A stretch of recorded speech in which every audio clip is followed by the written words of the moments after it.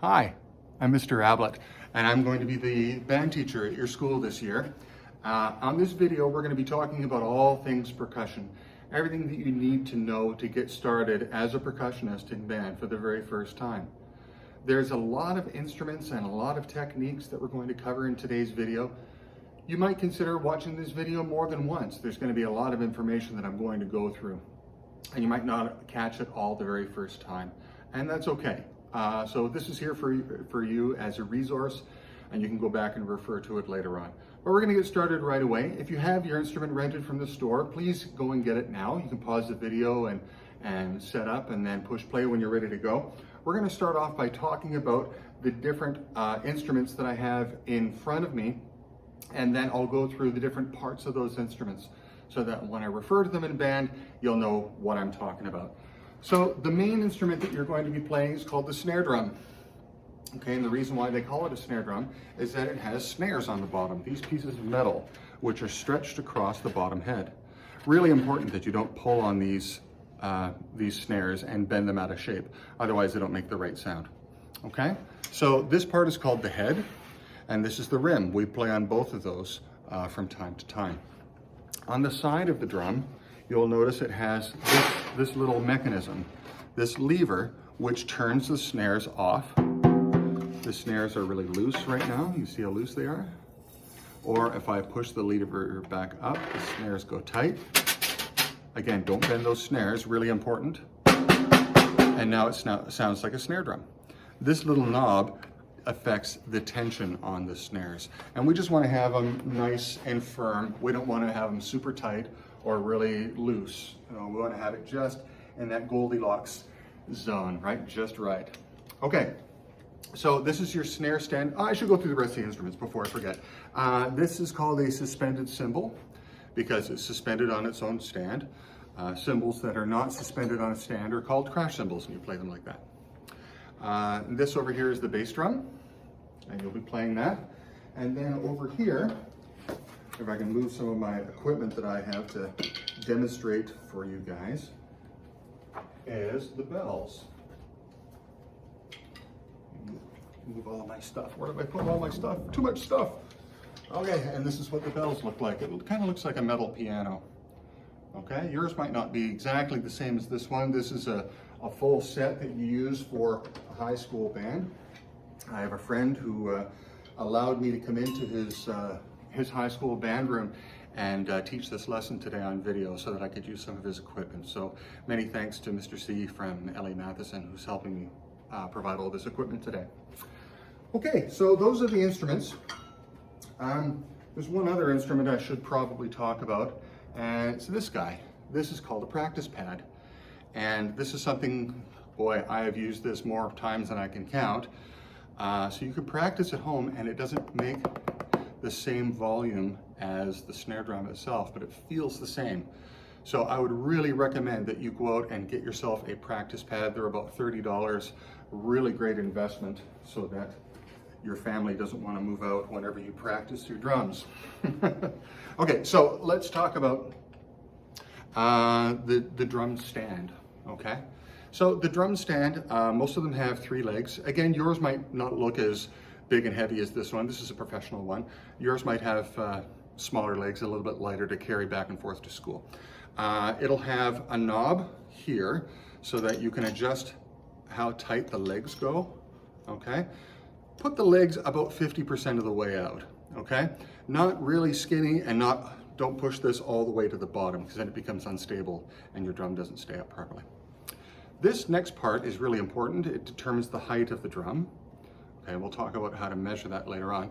And then these are the actual supports that support the drum itself. This particular stand has a tilting option as well. Yours might have that too. That's a really nice option. So here's what we're going to do. I'm going to put my snare stand on the ground, make sure those 3 legs are nice and stable, and I'm going to set up my drum so that the badge, or whatever the brand name of the drum is at like 12 o'clock, if you're thinking of it like a clock. Okay, so for me that's right here. Okay, now I want to tilt the drum ever so slightly towards me. Okay, not on a huge angle like that, that's way too much. Okay, You want it just about level with the ground and then a tiny bit of a tilt, just so that I'm not hitting this rim whenever I play the drum, okay? So now when I play the drum, I don't have to worry about hitting the rim like I'm playing like this. And if I want to play the rim, I can play it like that, no problem, okay? So let me just get my notes here. Where did I put my notes? There we go. Make sure I go through all the things I want to go through with you today. So we talked about the head of the drum. Normally we play it right in the middle of the drum. That's where it makes a nice popping sound. Sometimes, if we have a smaller band or if we have a small space, I might ask you to play closer towards the rim, closer towards the badge, the 12 o'clock spot. Hear how it makes a little bit of a lighter sound? Let me demonstrate. Here's the middle. Here's the same amount of force played at 12 o'clock. Sounds quite different, doesn't it? So we're going to be experimenting with where on the head that we play because it makes different sounds. Okay, sometimes I'll ask you to play on the rim. And that can be an effective sound as well. All right. The height of the drum, you should have this edge of the drum about the same height as where your pants would normally sit, okay?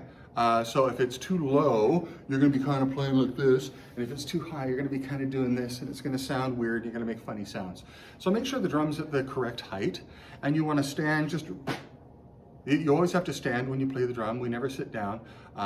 In band, I'll give you a chance to sit down so you can relax and you don't have to stand up the whole time and be exhausted. We'll give you a chance to sit down, but when we play, we stand up, okay? All right, so let's talk about stick grip now. This is a challenging thing for some people, and there's lots of different philosophies about how to hold on to sticks. Okay, so basically, you don't want to be holding onto the stick so that there's none sticking out from the bottom of your hand. Okay, there should be a little bit sticking out from the bottom of your hand. And your stick should operate like a teeter-totter, like it's on a fulcrum, okay? So the stick is going to actually balance on these knuckles here. The first knuckle of your index finger and the second knuckle of your index finger and the second knuckle of your middle finger, like that. Okay, so basically it's almost like it's on a hinge, okay? So that stick is going to bounce. If we just hold onto the stick like that, like in our fist, it makes a really clumsy sound, like this. But if I hold the stick the right way, so that it bounces in my hand,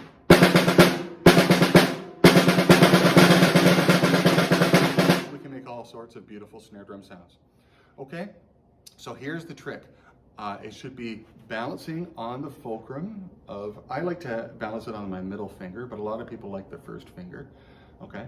And the rest of our fingers kind of curl around and guide the stick from underneath. We don't play like this with our fingers sticking out like we're a little bird or something.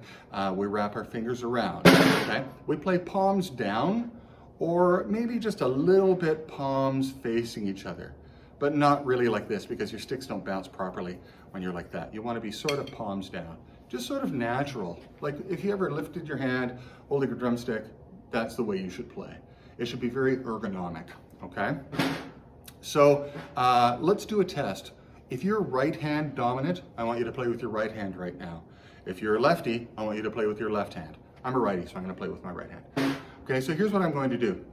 I'm gonna drop the stick one time and see how many times I can get it to bounce without manipulating the stick, okay? So I'm gonna add force to it now and let it bounce, and we'll see how many bounces we get. Ready? I got about 7. 1, 2, 3, 4, 5, 6, 7. Something like that. You try it. How many did you get? See how many you can get. See if you can get 3 or more. Ready? Go. Try again. Feel that stick bounce in your hand. Try it with your non-dominant hand. That one doesn't bounce as well for me. Now remember, we're not going, I'm not actually making it bounce.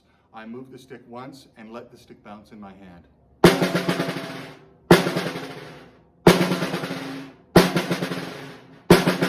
The trick is to see if you can make your hands sound the same. My left hand, because I'm not a left-handed person, sounds different than my right hand.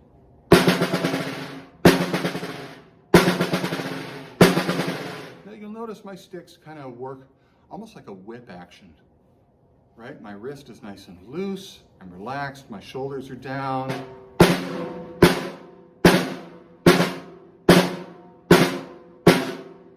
Let's try that, nice and relaxed.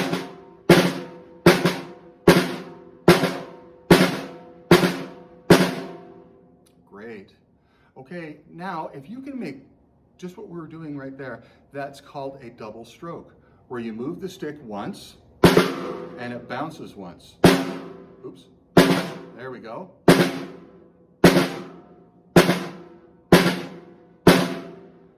So it's like tap, bounce, tap, bounce.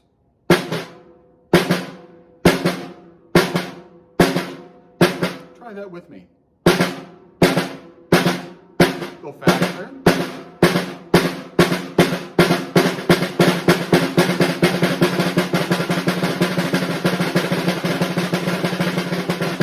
And that's called a double stroke roll. That took me a long time to get it where it is today. It's not an awesome sounding double stroke roll. My friends who are percussionists or professionally are way better at it than I am. But I've practiced enough to get it to that point. Okay, and I think you can get it to that point too. So single stroke is just one motion, one sound.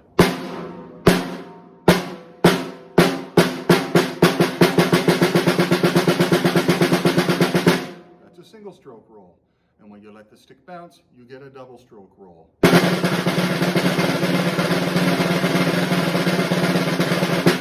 Okay, and that's something we're going to be practicing all year. That takes a long time to have that kind of control. It took me many, many weeks of diligent practice just to get it to where it is today. But once you get that single stroke action off of your stick, all of a sudden the rest of the instruments are a piece of cake. It's so easy. So I've got a suspended cymbal here, as I showed you before, okay? So playing the suspended cymbal, I just use a single stroke. So if we're doing a rock song, we might do something like this. And you might play both instruments at the same time. You actually use the same technique when you play the bass drum. Okay, a different mallet, yes. And we use our hand just like a big spider here, where I use my fingertips on the head of the bass drum to stop the echo of the drum. It's called muting the drum.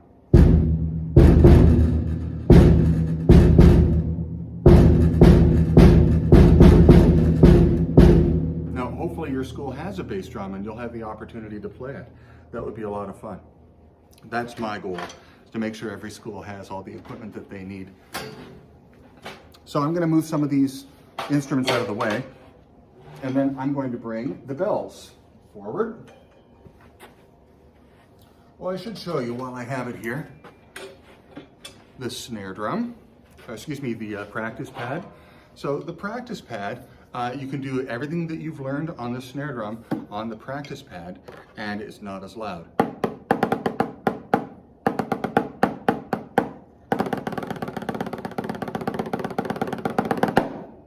Very cool. I use my practice pad all the time when I'm working on drum stuff. Okay, so now we move right into the bells. Now, the book that we're going to be using is called Essential Elements. And Essential Elements, you should know, there go my mallets, is divided in half. It's a little bit confusing if you've never experienced this kind of stuff before. This is 2 books in one. So the first half of the book is all about percussion. Okay, it says Percussion Book 1 right here. But about halfway through the book, it switches to a whole new book. And this is the bells portion of the book. So if you're going to be playing bells in band, you'll be playing in the second half of the book. All right? So put that to the side. Now, hopefully you've had some experience in music where you've learned the notes and the staff. Maybe you play piano, or maybe you play a wind instrument. And all of the sticking patterns and the techniques of percussion we can focus on because you already know how to read the notes on the staff. All right? But in case this is new for you, the bells read the treble clef, and the B flat note is on the third line from the bottom, okay? So memorize the name of that note. The one that's on the third line is called B flat. And then the one that's on the third space from the bottom is called C, and the one that's on the fourth line is called D, okay? Now, without having to move my camera around, I'll just show you on the instrument itself. B flat lives right here, and C is right next door, and D is right there. Can you find those notes on your instrument? Some of them are actually marked with note names, and sometimes they write A sharp instead of B flat. Makes it very confusing. Sometimes it'll say B flat, but it depends on which brand of bells you have. Okay, so let's practice playing those three notes. Again, hold the mallets just like you would hold a drumstick. And it's going to be a single stroke for almost everything that we do on the bells. Okay, we're going to alternate right, left, or left, right, left. You choose. Okay, so let's do this. Start on a B flat. Can you find that note? Can you make this sound? First me, then you. B flat, B flat, B flat. C, C, C. D, D, D. Now, I'm going to switch between notes. I'm going to go D, C, B flat. Right, left, right. And if you hit two notes at once, like that, that's okay. No big deal. Just try again, okay? Here we go. Right after me, D, D, D. C, C, C. B flat. Now, can we switch between, just do one note for each pitch, like this? Your turn.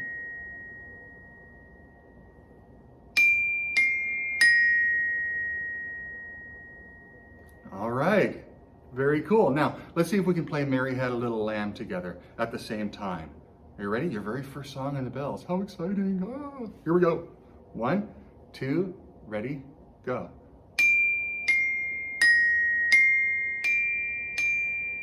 Switch hands. Alternate right and left.